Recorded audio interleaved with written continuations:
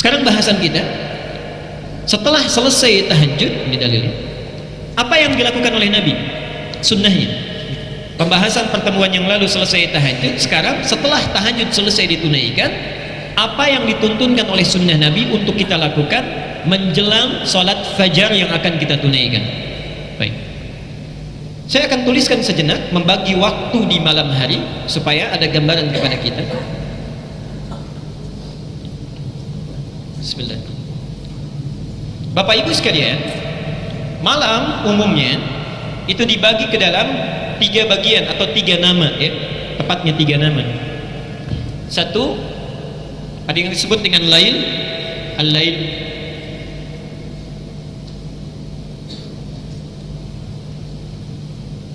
Inna fi khalqis samawati wal ardi wa ikhtilafi baik laili wan nahar. Lail itu malam, nahar itu siang. Misal di Ali Imran ayat 190, di situ tersebut nama lail. Kalau disebutkan lail itu artinya malam, fase yang membentang dari ba'da isya sampai menjelang fajar. Di ba'da isya sampai menjelang fajar, sampai menjelang fajar. Ini disebut lail. Jadi kalau ada bapak ibu bangun pada saat ini tidak tidur dulu, misal ba'da isya kita sholat, atau bapak sedang menonton acara, atau ibu pulang dari satu kota, tiba di rumah malam misalnya jam 1, ingin sholat, nah itu bukan sholat tahajud. Sholat bangun itu namanya qiyam, karena dilakukan di waktu lail disebut qiyamul lail. Siap? Qiyam al-lail. Ini satu. Di sholat di malam hari yang dilakukan tanpa tidur dulu umumnya disebut dengan qiyamul lail. Nah, kalau kita kemudian tidur terlebih dahulu, bangun di sebagian malamnya, misal dari isya sampai fajar, kita bangun misalnya setengah 3, setengah 3 kita bangun 02.30, itu sebagian dari malam, ya. Nah, sebagian dari malam itu, kalau sebagian bahasa Arabnya disambung dengan lail itu menggunakan min biasanya, minal lail.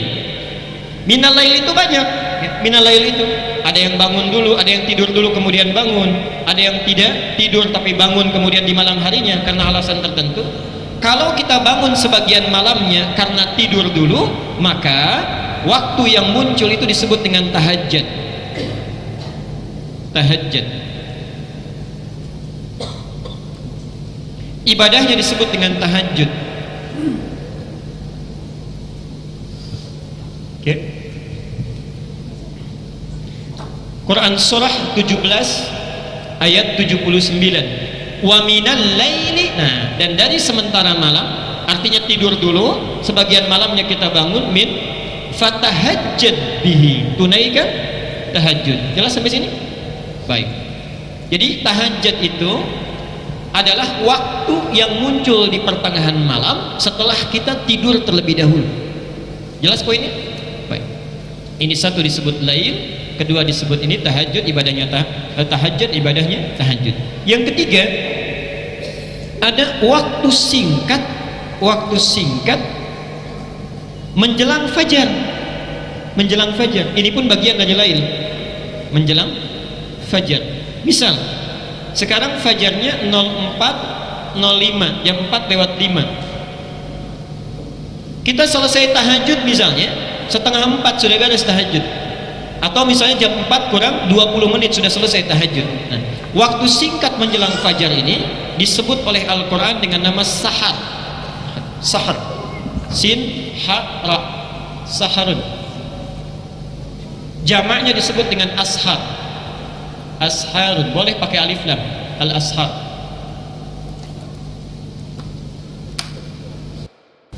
Waktunya disebut sahar, jamaknya adalah ashar, ya. Kurang lebih barangkali 20-30 menit menjelang fajar, ya, masuk pada kategori ini. Nah, mohon maaf, aktivitas yang dilakukan di waktu ini disebut dengan sahur. Itu aktivitasnya. Karena itu di hadis, ya, ada redaksi makan apa? Sahur. Maksudnya makan yang dilakukan di waktu sahar. Mau kita makan, mau istighfar, mau apapun, aktivitasnya disebut dengan sahur. Kenapa Nabi menyebut makan sahur? Memberi isyarat kepada kita, kalau makan saat akan puasa jangan terlalu awal, lakukan menjelang dekat-dekat ke fajar, ya. Awas, kadang-kadang mohon maaf kita terlalu awal. Kalau setengah 3 itu bukan makan sahur itu, ya, makan tengah malam. Ini banyak hikmahnya. Kata Nabi, tasaharu fa inna fis sahuri barakah, ada berkahnya. Bayangkan, maaf, fajarnya jam 4:05, maghribnya misalnya 17:45 misal. Kalau jam 4 sampai jam 6 saja, berapa jam kita menahan puasa? Ya, sekitar 12 jam ya, kurang lebih misal 12 jam. Tapi kalau kita sahurnya jam setengah 3, jam 3 plus 1 jam itu, lebih lama kita menahan lapar. Ini diantara hikmahnya. Jelas sampai sini? Baik, nah sekarang timbul pertanyaan, kalau saya sudah menunaikan tahajud, kemudian masih tiba jeda waktu menjelang ke fajar, apa yang Nabi contohkan sebagai sunnah pada kita untuk kita kerjakan? Apakah tidur lagi? Tidurnya sementara atau sementerus? Atau ada jadwal yang lain yang boleh kita kerjakan? Ini bahasan kita. Satu di antara sunnah Nabi yang disampaikan pada kita, kalau sudah tiba masuk kepada waktu sahar, ini dalil Qur'annya ada langsung di sini. Ada beberapa alternatif yang bisa kita kerjakan. Yang pertama, memperbanyak istighfar kepada Allah Subhanahu wa taala. Ya, memperbanyak istighfar, memohon ampunan. Dalilnya tolong dibuka Quran surah 51 ayat ke-18.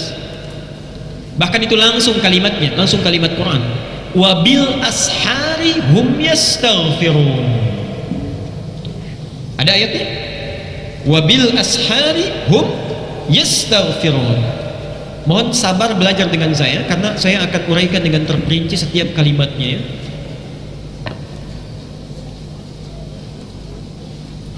Perhatikan sini. Satu, di situ ayatnya diawali dengan kata waw. Wabil ashari hum yastaghfirun. Waw, kemudian ba. Hebatnya bahasa Al-Quran tidak menggunakan fa, tapi ba. Padahal Allah bisa mengatakan wafil ashari hum yastaghfirun, tapi dirubah dari fa menjadi ba. Wabil ashari hum yastaghfirun. Saya tuliskan sini. Ashar hum yastaghfirun.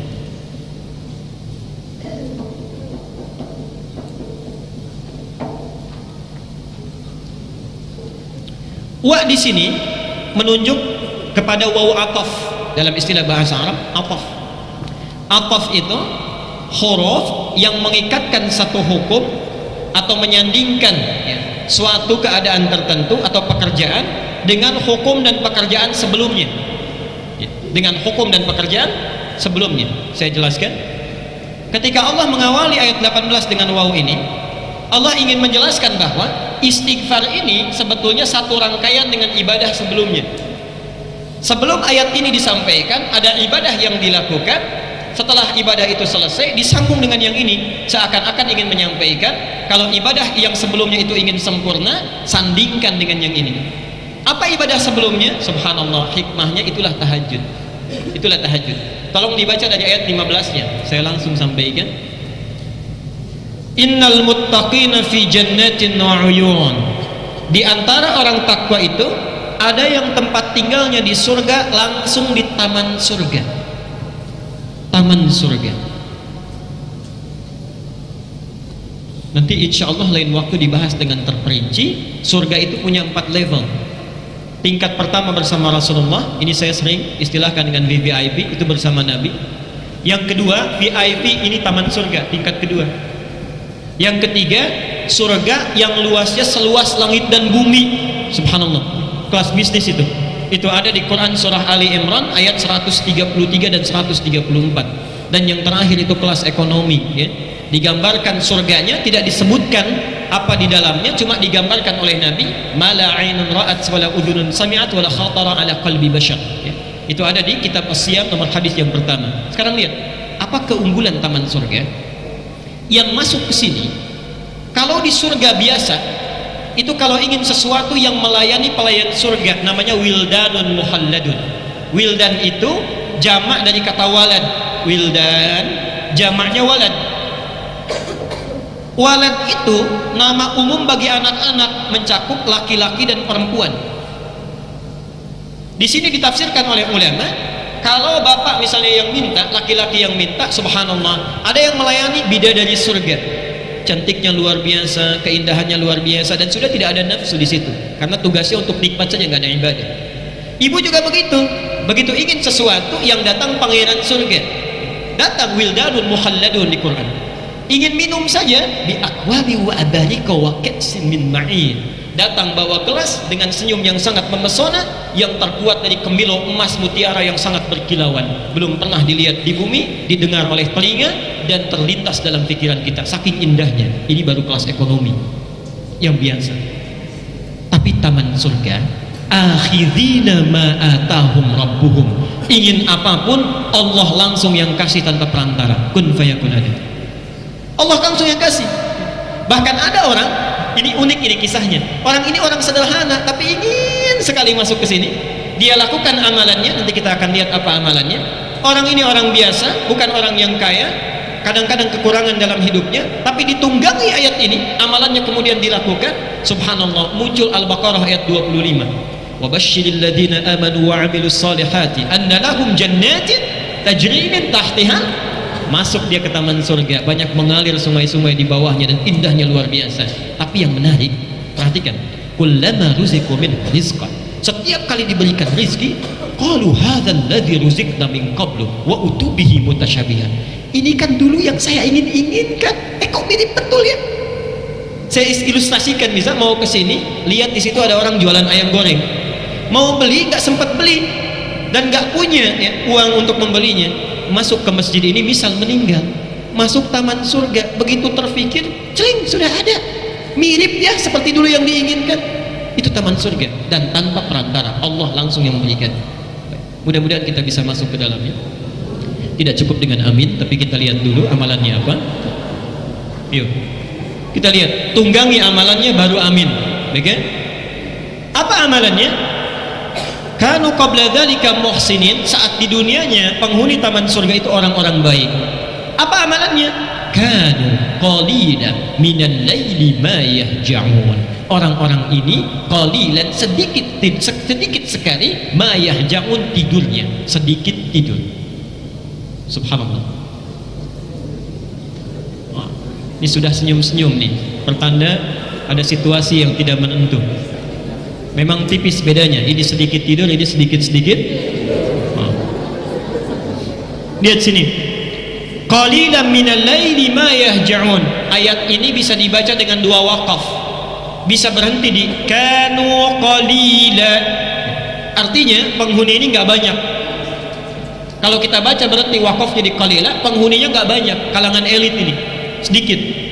Minal laili ma yahja'un, amalannya ini. Tapi kalau kita teruskan, peluang lebih lebar.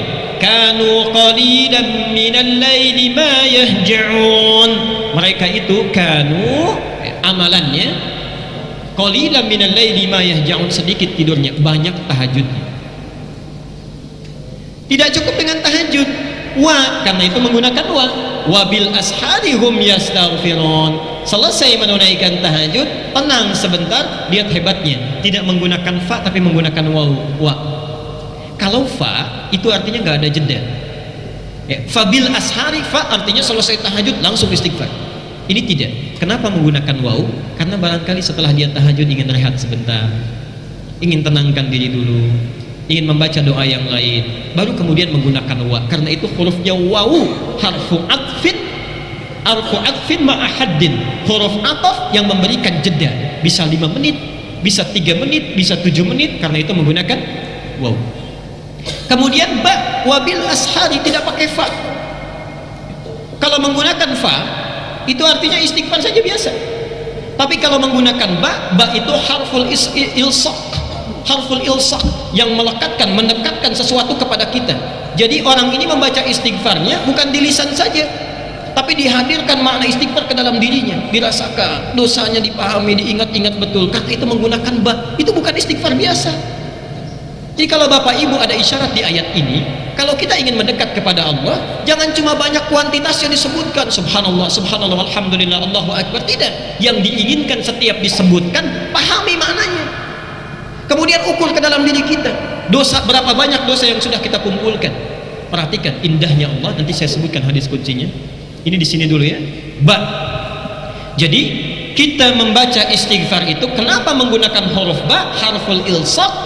Ada isyarat jangan cuma dibaca tapi hadirkan maknanya ke dalam diri kita. Kenapa ini penting? Al-Muzammil ayat yang ke-6 ya, inna nasyi'atal laili hiya asyaddu wat'aw wa aqwamu qila. Karena kalimat-kalimat yang diucapkan di pertengahan malam, di penghujungnya, itu lebih menyentuh ke dalam hati. Siang-siang istighfar beda dengan istighfar sebelum subuh, itu lain suasananya, tenang, sejuk ya? Ada kontemplasi yang tenang, subhanallah. Teruskan. Ini sudah ashar. Tadi ashar itu bentuknya jama' atau tunggal? Jama', tunggalnya ini sahar. Ini singularnya tunggal, ini jamaknya plural. Ini menunjuk pesan bahwa orang ini istighfarnya tidak cuma 1 kalimat, 2 kalimat, bukan 1 detik, 2 detik, bukan 1 menit, 2 menit, tapi seakan-akan mengisi waktu luangnya setelah tahajud, memaksimalkan ini sampai tiba fajarnya. Banyak istighfarnya, banyak, karena dia merasa dosanya pun tidak sedikit. Saya mohon maaf, ini dari bangun tidur sampai hari ini jam 9 kurang ini, ada tidak diantara kita yang tidak berdosa? Pasti ada, itu pasti ada. Minimal pikiran kita sudah keliru. Kadang-kadang taklim saja, keluar dari taklim bisa membawa dosa, itu bisa. Minimal ustadznya yang dibicarakan itu ya, katanya. Baik. Jadi ketika kita bangun, kenapa tidak menggunakan sahar? Artinya kalau masih ada peluang waktu sebelum fajar, ayo maksimalkan dengan istighfar. Jangan tunda waktu ini dibuang untuk yang tidak bermanfaat. Ayo ingat dosa kita, kumpulkan. Kemudian hum yastaghfirun, kalimatnya menggunakan kata al-ghafar, yastaghfir. Perhatikan sini. Dan mereka pada saat di waktu sahar menjelang fajar memperbanyak istighfar kepada Allah. Sifat kesalahan manusia itu umumnya ada 4 sifat. Ada 4 sifat. 1, kesalahan yang belum tentu mengandung dosa. Dia salah tapi belum tentu berdosa ya, belum tentu. Itu disebut dengan khata', khata'un. Jamaknya kalau salahnya banyak khataya. Khataya. Misal jadwal ta'lim jam 8, saya datang jam 8:05, salah tidak? Salah. Dosa tidak? Belum tentu. Kalau di jalan macet mau bilang apa lagi ya? Bisa ya. Jadi kesalahan belum tentu mengandung dosa, itu khataya. Diturunkan sifat Allah untuk memaafkan kesalahan ini sekalipun belum ada dosanya, namanya al-afwu. Al-afwu. Kesalahan ini bisa muncul, mohon maaf ya, karena lupa atau karena salah ya. Ada lupa, ada salah. Yang kedua, kalau ada orang berdosa ya, salah kemudian dosa, tapi kadar dosanya masih kecil, masih ringan ya, masih ringan, dengan istighfar dia bisa hilang ya. Dengan sholat bisa dihapuskan. Itu disebut dengan dzambun. Dzambun, dzal nun ba kalau masih sedikit. Diturunkan sifat Allah yang mengampuni ini dosa dengan kadar yang ringan, namanya ghafir. Bukan di surat Al-Ghafir atau Al-Mu'min, ghafiriz dzambi wa qabilit taubi. Ghafir. Yang kedua, subhanallah, dosanya agak banyak ini. Sudah salah kemudian berdosa, maaf, salah berdosa, dosanya agak banyak, berubah namanya menjadi dzunubun. Dzambun jadi dzunubun. Dinaikkan lagi sifat Allah mengampuni yang ini, subhanallah, apa namanya? Ghaffar. Surat Nuh nanti kita lihat, faqultu astaghfiru rabbakum innahu kana ghaffara. Naik lagi, wah banyaknya, luar biasa ya. Ditambah lagi dengan zalim, adz-dzunubu ma'adz-zulmi, adz-dzunubu ma'adz-zulmi. Ini sudah berdosa, berbuat zalim. Yang ini membunuh, yang ini bunuh sambil disiksa dulu, ini bunuh sambil mutilasi dulu, masih mungkin gak dimaafkan. Diturunkan sifat Allah yang selanjutnya, 1 al-afu, 2 ghafir, 3 al-ghaffar, yang ini ghafur. Ghafur. Kurang apa lagi dia? Yang terakhir, ada orang dosanya, kalau ini memang dosa besar, misalnya besar tapi 1 atau 2 dosa. Yang terakhir ini kompleks, banyak sekali dosanya. Kalau yang ini cuman bohong saja misal, yang ini meninggalkan sholat, yang ini mabuk-mabukan, yang ini membunuh, yang ini yang terakhir diborong semuanya. Itu bahasanya israf. Israf. Perhatikan, pada orang yang israf dalam dosa pun, banyak sekali dosanya, itu Allah panggil dengan kalimat sayang supaya mau untuk bertobat kembali kepadanya. Diturunkan sifatnya. Di sini ada sifat Allah yang memberikan ampunan kepada orang-orang seperti ini. Ghafurun ditambah rahim. Sifat rahmatnya langsung diberikan, bukan yang ini lagi. Sifatnya disebut dengan rahmat, Allah yang mengampuni disebut dengan rahim. Perhatikan Quran surah 39 Az-Zumar ayat 53. Qul ya ibadiyalladzina asrafu ala anfusihim. Muhammad, coba katakan pada hamba-hambaku yang mungkin mereka banyak dosanya tak terlukiskan, selama masih ada kesempatan, nyawanya belum ditenggorokan, la taqnatu min rahmatillah. Ayo, jangan putus asa dari rahmat Allah. Perhatikan sini, salah sedikit sudah dimaafkan, dosa dikit mau diampuni, bertambah ada ampunannya, banyak ada juga ampunannya, banyak sekalipun ada ampunannya. Kalau dengan semua ini belum juga tersentuh untuk mau bertobat, dengan cara apa lagi Allah pasti mengampuni? Ini semua sudah ada, pilihannya kita mau tidak bertobat. Setiap malam, subhanallah, saking sayangnya Allah pada kita, nanti saya akan bacakan hadis kutsinya, itu menunggu ya, turun ke langit dunia, menawarkan 3 hal pada hambanya. Duhai hambaku, siapa yang ingin rahmatku aku berikan, yang meminta aku kabulkan, yang ingin memohon ampunan aku ampuni sekarang. Itu tiap malam. Bahkan menjelang subuh masih dipanggil, hayya 'alal falah, as-salatu khairum minan naum. Ayo cepat sini, salat lebih baik daripada tidur. Syaitan nutup pakai bantal, tidur lebih enak, tidur lebih enak, gitu kan? Nah sekarang saat kita bangun itu setelah tahajud, tiba di waktu sahar, coba renungkan selama hidup sampai malam itu, dari mulai balik gitu ya, kesalahan apa yang kita perbuat walaupun belum ada dosanya. Ingat, jangan sekarang saja, dulu waktu sama orang tua, sama ibu apa yang dilakukan, atau ibu kepada anak-anak. Nah jangan nangis ya waktu kecil itu si anak, nanti kalau nggak nangis ibu belikan permen 1 truk.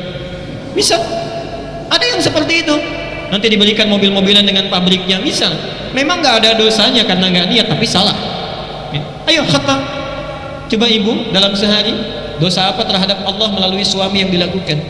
Bapak begitu sebaliknya terhadap ibu. Kepada anak-anak kita diingat-ingat betul, dirasakan betul. Subhanallah, turun Al-Baqarah ayat 286. Itu yang paling hebat. La yukallifullahu nafsan, Allah tidak mungkin kasih beban orang hidup melebihi kemampuannya, sesuai dengan kadar hidupnya. Lahama, orang sudah punya bekal, silahkan jadikan ibadah. Pakainya lam, hebat sekali. Lam itu pemberian yang sangat lembut, indah. Laha, kalau orang ini mau berbuat baik, maka sabat dari perbuatan baiknya akan diberikan pahala yang melimpah. Laha. Tapi kalau orang ini melenceng, memilih melakukan perbuatan maksiat, dirubah dari ala menjadi dari la menjadi ada. Jadi sulit, maaf. La dengan ala, panjang mana hurufnya? La atau ala? Ingat, kalimat ala itu juga menunjuk kepada beban. Kenapa di sini menggunakan kalimat ala? Seakan-akan memberi isyarat, memang maksiat itu awal dilakukan mudah, tapi kalau sudah dilakukan seakan-akan ringan, setelah itu jadi beban, itu kepikiran, merasa bersalah dan sebagainya. Karena itu kalimatnya menggunakan ala. Wa 'alaiha maktasabat, bukan kasabat lagi, tapi subhanallah. Lihat indahnya Allah, paham bahwa manusia itu tidak ada yang sempurna, pasti banyak yang maktasabat. Untuk meringankan beban kita, diturunkan kalimat setelahnya, Rabbana la tu'akhidna in nasina khata. Prakteknya Al-Bukhari nomor hadis yang ke-711, dibaca dalam setiap kali salat. Bacaan doa iftitah kita, Allahumma ba'id baini wa baina khataaya kama ba'adta baina. Subhanallah, itulah rahasianya kenapa kita baca iftitah, membaca Allahumma ba'id. Allah meminta kepada Allah, ya Allah hapuskan dosa saya walaupun kesalahan yang tidak ada dosanya. Muncul hadis, sholat yang satu dengan yang lainnya menghapuskan dosa-dosa yang pernah dilakukan pada saat itu, kalau bacanya paham. Kalau sedang sholat yang dibaca Allahumma ba'id, pikirannya kearisan, itu gak akan dapat ya, gak nyambung. Rabbana la tu'akhidna in nasina aw akhtana, Rabbana wa la tahmil isran kama hamaltahu 'ala alladhina, itu adalah dzambun wa dzunubun wa dzulmun. Rabbana wa la tuhammilna ma la itu israfun. Perhatikan, diturunkan sifat Allah seluruhnya. 1, fa'fu, al-'afwu, memaafkan yang khata. wa'fu anna. Kemudian waghfir lana, ghafir, ghafar, ghafur. Kemudian warhamna, rahim. Kurang apa lagi?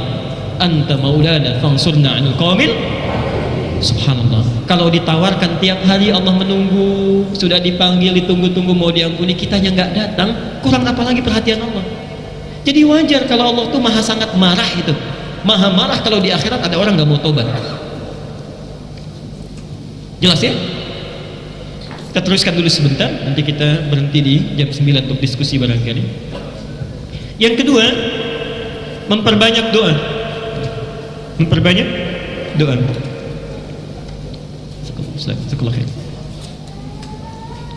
Jadi kita selesai menunaikan tahajud, ada jeda waktu sampai menunggu fajar, ya.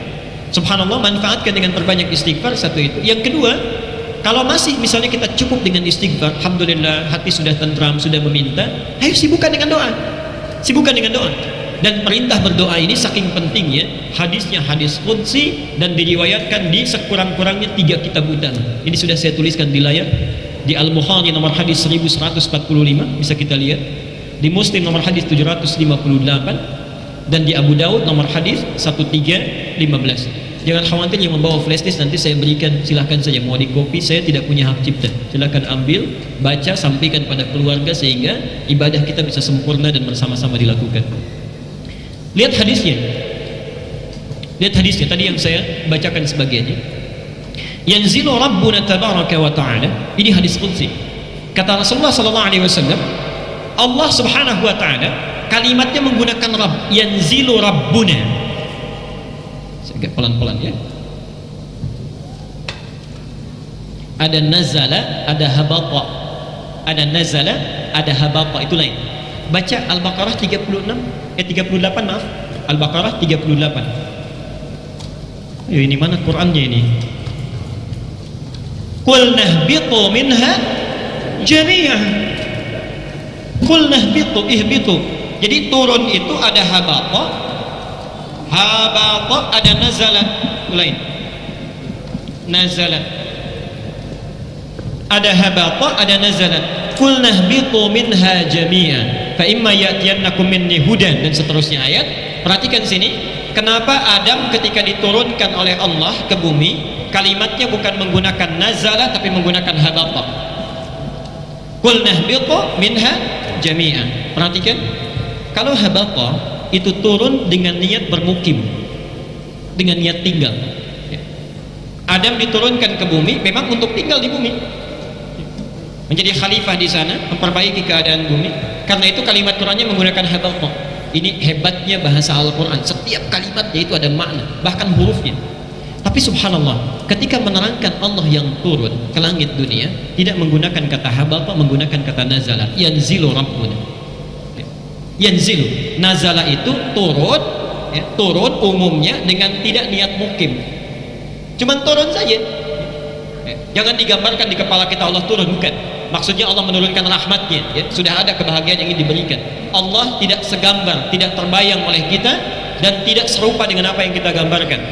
Artinya apa? Kalimat ini mengandung mukjizat yang disampaikan oleh Nabi, tidak menggambarkan. Kalau Nabi berkata yahbitu Rabbuna, ini salah kalimat Nabinya, karena Allah tidak menempat, tidak mewaktu. Artinya apa? Mohon maaf, tidak disifati dengan tempat dan sifat yang seperti kita menggunakannya. Kalimat nazala artinya tidak turun untuk menempat, menggunakan isyarat ini, ada kesan dalam kalimat ini, gunakan manfaatnya, itu maksudnya. Gunakan peluangnya. Karena ini hadir tidak setiap waktu. Kalau menempat itu artinya ada tempatnya, tidak? Lebih lama atau sebentar? Sifatnya lebih lama. Saya meletakkan penghapus di meja, ada tempatnya, sifatnya lebih lama.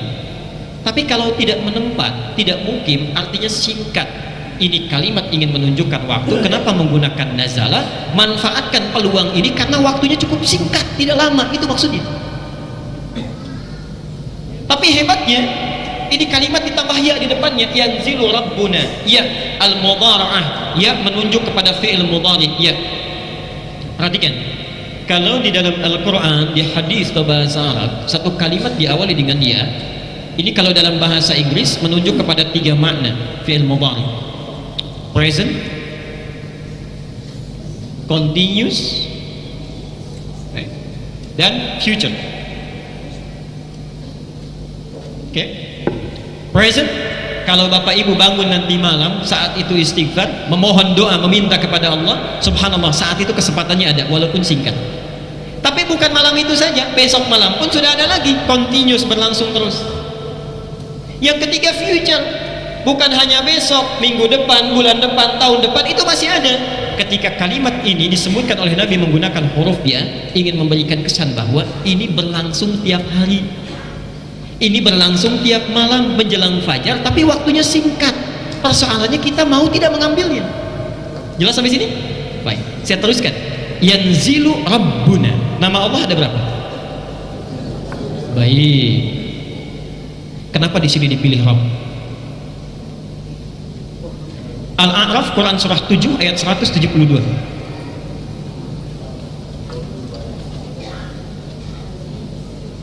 Agak sabar ya sebentar. Al-A'raf, Quran surah 7 ayat 172. Tafsirnya, catat tafsirnya, syarahnya, hadis yang paling mudah saja, Al-Arba'in An-Nawawiyah, nomor hadis yang keempat dari Abdullah bin Mas'ud. Perhatikan di sini. Di dalam surah Al-A'raf ayat ke-172, ketika bapak ibu kita semua sedang berada di alam kandungan, di rahim ibunda kita, itu sudah ada dialog kita dengan Allah. Ditanya oleh Allah, alastu birabbikum, qalu bala. Perhatikan poinnya, birabbikum, nama Allah itu kan banyak, kenapa tidak menggunakan Rahman? Bisa Allah mengatakan alastu birahmanikum, alastu birahimikum, alastu bimalikikum. Kalau yang namanya Tuhan kan berkuasa raja ya, subhanallah. Tapi yang dipilih oleh Allah di sini kalimat Rabb. Rabb ini asalnya dari kalimat tarbiyah, at-tarbiyah.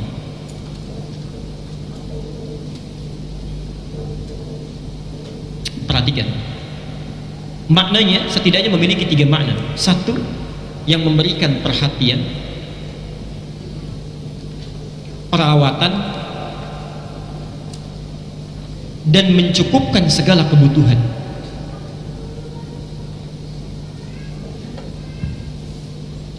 Kalau sifatnya sementara, misal kita kan tidak abadi hidup di dunia ini ya. Orang tua memperhatikan anaknya, merawat dengan baik, dicukupkan kebutuhannya. Kalau sifatnya sementara disebut dengan murabbi. Murabbi. Pernah dengar istilah murabbi? Ini ada murabbi saya, maksudnya yang melihat saya, memperhatikan saya, merawat saya. Orang tua itu murabbi kita. Perhatikan. Tapi kalau sifatnya tanpa batas, abadi, tidak tersekat dengan sesuatu hal apapun, dirubah dari murabbi menjadi rabb. Kalimatnya tidak panjang tapi berbentuk pendek karena dia tidak disekat oleh apapun, dan cepat pemberiannya. Seakan-akan ketika kita ditanya oleh Allah, siap tidak kamu mengakui saya sebagai Tuhan yang nanti selama hidup akan saya perhatikan perjalanannya, saya rawat supaya kamu tidak gelisah. Kalau kamu salah saya ampuni, saya maafkan. Dosa saya ampuni. Kalau kamu butuh sesuatu saya berikan rezeki. Diatur oleh Allah semua. Kalau ibu ada yang menawarkan seperti itu atau bapak, silahkan, mau apa saja saya berikan, salah saya maafkan, ingin apapun saya coba penuhi. Mau tidak? Pikir panjang atau pendek? Saya yakin tidak mikir. Karena kalau fikir, ya, fikir agak pendek itu disebut dengan na'am dalam bahasa Arab. Ya, tapi masih mikir. Kadang-kadang mengeluh. Contoh, ada seseorang kita panggil anak kita, nak coba kesini, coba kamu bersihkan kamar mandi. Iya mak, tapi di hatinya dulu baru saya mau main. Itu na'am. Na'am, iya, tapi masih merenungkannya. Kalau dari bawahan ke atasan, atasan manggil, misal, ya fulan ta'al huna, kamu pegawai sini, coba kerjakan tugas ini. Itu iyanya menggunakan kalimat hadir, siap. Tapi hadir pun di hatinya barangkali masih ada sekat. Aduh pak, kok sudah datang lagi tugasnya? Di hati tidak diucapkan, itu hadir. Tapi kalau bala, subhanallah, bala itu artinya kalimat menunjukkan persetujuan tanpa berpikir sedikit. Dia siap, ya. Hampir tidak ada jeda untuk berpikir, karena saking banyaknya manfaat yang didapatkan. Itu kalimat bahasa Arabnya bala. Karena itu jawaban kita bala syahidna. Cuman 1 kali balanya ya, tidak 2 kali. Bala syahidna. Sekarang perhatikan, Allah sudah berjanji sejak di alam rahim, Dengan sifatnya Rabb akan memberikan perhatian pada kita, merawat kita, mencukupkan kebutuhan kita. Manusia selama hidup tidak ada yang hidupnya tidak pernah memiliki kebutuhan. Itu tiap malam kita Allah menurunkan rahmatnya, karena itu kalimatnya menggunakan Rabb. Yanzilu Rabbuna tabaraka wa ta'ala, seakan-akan memberikan kesan ini dulu Allah sudah berjanji nih ingin memberikan perhatian pada kita, ayo manfaatkan peluangnya. Allah akan memberikan waktunya, tapi cukup singkat, minta apa yang ingin kita mintakan. Karena itu kalimat di doa di Quran rata-rata menggunakan kalimat Rabb. Doa sapu jagat apa? Rabbana atina fid dunya. Mendoakan orang tua apa? Rabbighfirli wa li. Kalau punya dosa doanya apa?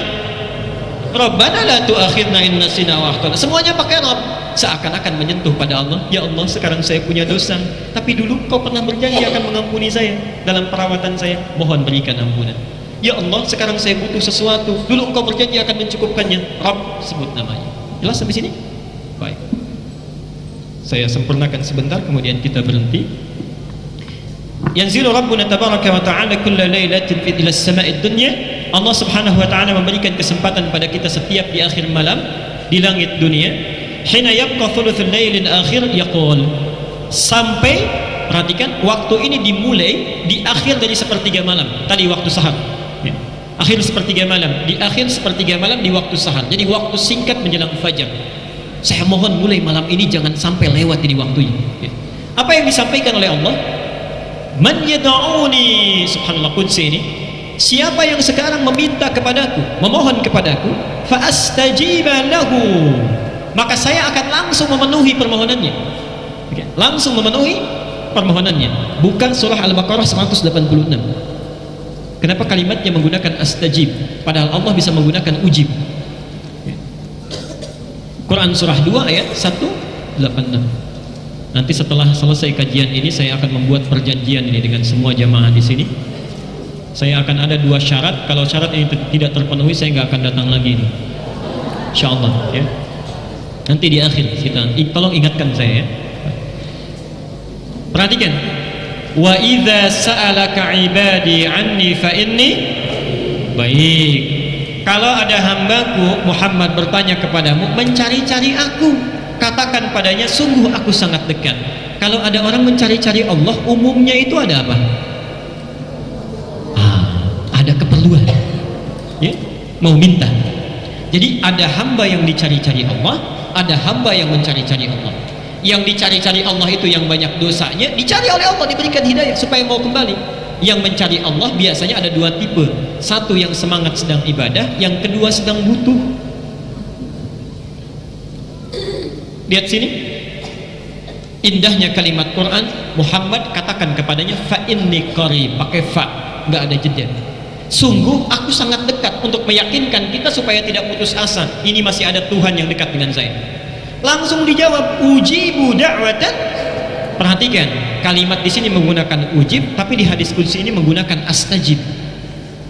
Apa bedanya? Teruskan dulu ayatnya. Sifat doa kalau diminta sifat doa itu pasti dijawab. Kalimat Qurannya menggunakan ujib. Jadi saat kita meminta, Allah pasti menjawab. Kalau doa Bapak Ibu ada yang tidak dijawab atau tertunda, berarti ada yang salah dengan cara kita melakukannya. Karena sifat doa itu saat minta pasti dijawab itu. Seketika bisa tertunda beberapa saat, tapi kalau tidak terjawab, ada yang salah dengan diri kita. Contoh, hadis Muslim, kita sudah bahas ini. Ada seorang datang dari jauh, perjalanan jauh, kemudian subhanallah, aghbara ash'atha, pakaiannya sudah kotor dengan debu, penampilannya sudah kumal, duduk di samping Nabi sambil menangis, ya Rabb, ya Rabb, ya Rabb, ya Allah, tolong kabulkan, saya minta ini, saya minta itu. Apa kata Nabi? Ringan saja. Fa anna yustajabu lidzalika, kata Rasulullah. Gimana doa kamu bisa dijawab? Famat'amuhu haramun wa mashrabuhu haramun wa ghudhiya biharamin. Makanan kamu itu haram, minuman kamu itu haram, dan perangkat yang kamu gunakan itu selalu menggunakan yang haram. Kalau antum berdoa jarang terkabulkan, bahkan barangkali sulit untuk dikabulkan, coba periksa, barangkali di pekerjaan ada yang haram yang dibawa ke rumah. Hati-hati itu. Pakaian kita, kalau mau berdoa itu lihat dulu pakaian itu halal atau tidak, yang kita gunakan, ada wudhu atau tidak, kemudian mohon maaf sebelumnya, makanan yang dimakan keseharian, minuman kita, hati-hati, itu menentukan terijabahnya doa kita. Taubat dulu baru minta kebaikan. Perhatikan, sifat doa kalau diminta cepat dijawab, tapi kalau ingin lebih cepat dijawabnya, lihat rumusnya, falyastajibuli. Falyastajibuli, syarat pertama, cepat respon seruanku. Jadi kalau bapak ibu ingin cepat doanya dijawab, minta apapun, Allah itu tanpa batas, tanpa batas. Minta apapun, kalau ingin cepat jawaban turun, syarat pertamanya, begitu Allah minta sesuatu, cepat lakukan. Contoh, azan subuh 4:05, bahkan sebelum dipanggil, ayo berangkat. Sebelum dipanggil, Pak. Ya, subhanallah. 4:05, azan subuh, sebelum dipanggil datang. Falyastajibu, itu artinya cepat merespon. Orang-orang yang cepat merespon perintah Allah, permintaan Allah, cepat jawaban Allah turun. Mohon maaf, kalau antum menuntut ingin cepat, diminta kadang dilambat-lambat, maka itu wajar bagi Allah pun menunda. Dan menundanya pun karena sayang. Bukankah setiap ditunda terus-terusan meminta? Ya, lihat sini, itu satu. Yang kedua, wal yu'minu bi, mintakan dengan yakin, jangan ragu, ya. Duhai Allah, saya mohon kepadamu, luluskan anak saya ya Allah. Mau ranking 1 nggak apa-apa, ranking 3 nggak apa-apa, tapi kalau engkau nggak berkehendak juga nggak apa-apa, nggak lulus, pasti itu yang terbaik. Itu nggak bagus.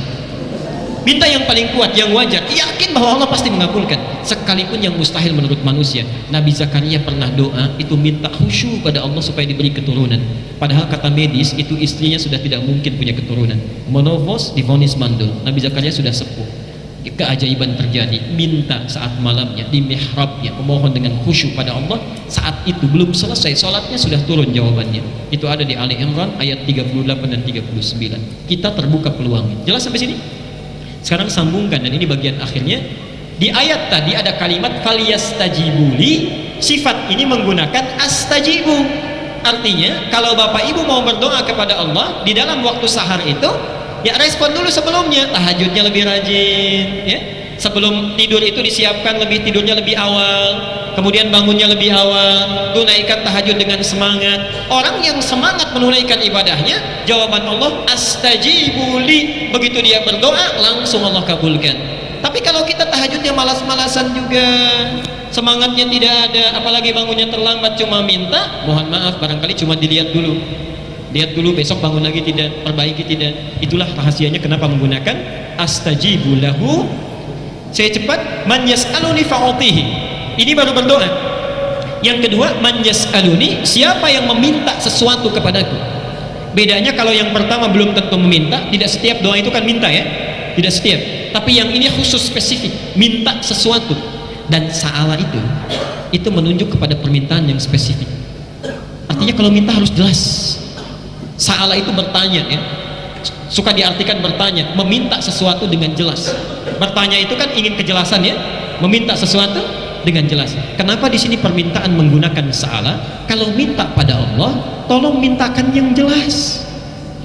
Jangan ragu, jangan bingung, cari kalimat yang bagus. Dan hebatnya, kenapa diawali dengan ya? Yas'aluni, sifat manusia permintaannya nggak pernah selesai. Ya, terus-terusan minta. Hari ini punya sepeda, besok minta motor. Sudah dikasih motor minta, tuh sudah dikasih mobil minta, yang belum menikah minta, yang sudah menikah minta, nah, macam-macam. Jawabannya bisa beda, ya. Baik. Pak, bertakwalah kepada Allah. Ada penemuan bagus sekarang, usia 40 tahun tuh ada puber kedua, tapi sunnah Nabi mengarahkan, jadikan puber itu untuk lebih mencintai istrimu, oke? Okay? Bukan mencari rumput tetangga yang lebih hijau, ya? Lihat itu, saya sudah berikan bukunya di pertemuan yang lalu. May yastaghfiruni fa'aghfirullah, ini sudah saya terangkan, siapa yang beristighfar kepadaku maka aku akan mengampuninya. Bapak Ibu sekalian, saya berhenti dulu di sini supaya tidak terlampau banyak dan kebingungan kita mengamalkannya. Jadi singkatnya, yang pertama saat kita bangun di waktu sahar setelah tahajud, kita sibukkan diri kita dengan beberapa amalan. Dua yang sudah saya bahas, satu, perbanyak istighfar kepada Allah, ingat dosa-dosa kita dengan seluruh rangkaian yang telah tadi saya sampaikan. Yang kedua, perbanyak doa, memohon kebaikan kepada Allah dari setiap persoalan yang kita bawa. Jangan hilangkan kesempatannya karena itu datang tiap malam, ya. Jadi persiapkan malam ini, rencanakan sekarang, pasang alarm sebelum kita bangun, kemudian bangun lebih awal dan siapkan permohonan kita catat supaya kita bisa bermohon dengan baik. Yang selebihnya nanti insya Allah kita akan terangkan di pertemuan yang akan datang, dan mudah-mudahan Allah memberikan taufik kepada kita.